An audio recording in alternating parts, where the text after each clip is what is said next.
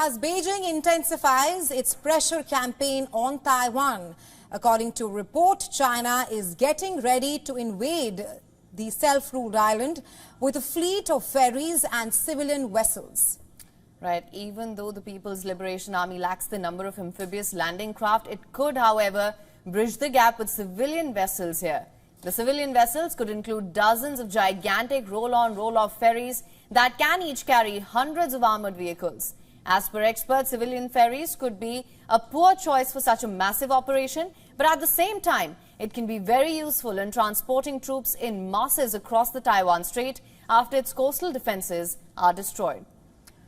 The involvement of ferries in cross-sea landing drills has been repeatedly praised by Chinese official media, which has long praised their efforts. Although it may seem strange, the whole concept of passenger ferries equipped for use in a combat zone. It illustrates how deeply China's private sector is linked to both the military strategy of the Beijing government and that of the country's ruling Communist Party. Analysts noted that it also greatly increases the complexity of defense planning. Earlier last week, Beijing launched 2 days of military drills in the waters around Taiwan. China said that it was a response to the separatist acts after it denounced the inauguration speech by Lai Ching-te, who was sworn in as president.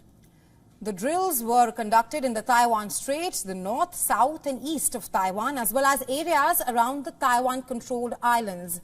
Taiwan's defense ministry condemned the drills, saying that it had dispatched forces to areas around the island and was confident that it could protect its territory.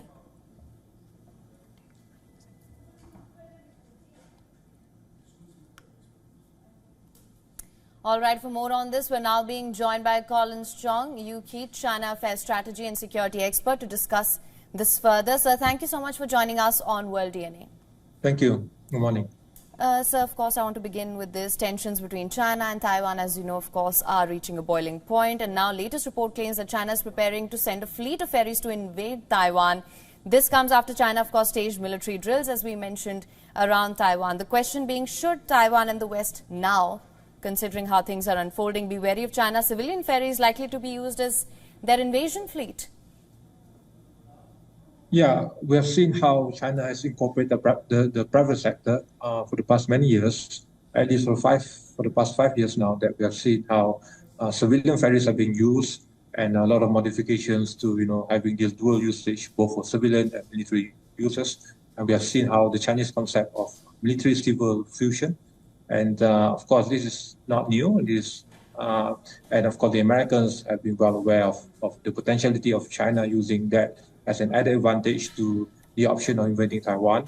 But we also see a lot of limitations in terms of those being, having a greater advantage to China. We have seen how Taiwan's geographical advantage on the east of Taiwan, as well as on the west of Taiwan, along the Taiwan Strait. We have seen how the combined forces of the US, possibly Japan, and allies in the region are, putting all these civilian vessels, civilian assets of China at risk. Of course, we have also seen how China has consolidated its, whole of all of nation approach in terms of having its own destroyers, frigates, and submarines in protecting these civilian vessels.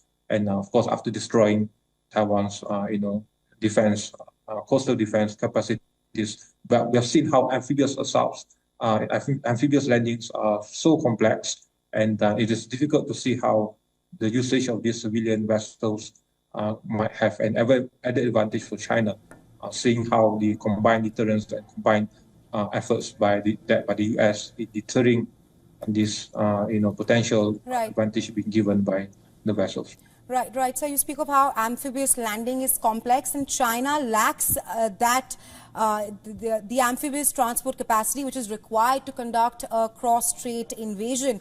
And thus, according to reports, it now relies on these civilian ferries. Talk to us more about China's quasi-civilian strategy against conventional military deterrence of other countries like Japan and the US. Yes, we have seen how also the usage of its Coast Guard capacities, especially in the recent drill, we have seen now the Coast Guard being used for the first time. And of course, it has been used in South China Sea dispute for many years now. And whenever there's a real-time conflict, of course, China will use that to its own advantage. incorporating all elements that will give them the ultimate advantage during a real-time scenario of a conflict. But we have seen how conventional powers, and we cannot underestimate the capacities of self-defense by Taiwan, and the fact that China has not fought a war since the war in Vietnam, and lacking all this real-time military advantage in terms of planning for real-time scenarios, which the US has clear advantage in this scenario. Right, sir. In fact, I just want to bring this information in as well that we're just getting right now. Taipei said that it had detected 21 Chinese military aircraft, 15 Navy or Coast Guard vessels around Taiwan in the past 24 hours. And of course, as I mentioned, this after Beijing encircled the island in a massive military drill. That being said, how do you assess the situation? It's evolved since Lai Ching-te's swearing in. And do you think perhaps now there could be a timeline on what China plans to do with regard to Taiwan now? Well, we have seen earlier reports that the U.S. has estimated that by 2027, Taiwan will be the ultimate aim, by China in terms of, a full takeover. But then we have seen also this is an early warning to Lai Ching-te, and mainly for his inaugural speech or his inauguration ceremony, where there have been arguments that he has not followed the footsteps of his predecessor during the first inauguration speech in 2016 of aligning with the 1992 consensus, and because of this misstep and because of his own legacy of having this pro-independence capacity, and China will need to have this strong message to be given to Lai Ching-te and also of course to the DPP. But then we have also seen how this is also as testing water kind of move by China in seeing how the US will respond, and seeing this lack of response during Pelosi's visit when he conducted this massive drill, and now it needs to have space for future escalation in terms of pressure and pressuring tactics and campaign. And this is how it is a common tactic that we have seen how China will use it in the future. Right, Mr. Chong, thank you so much for taking our time and joining us here on World DNA with your insights. Thank you.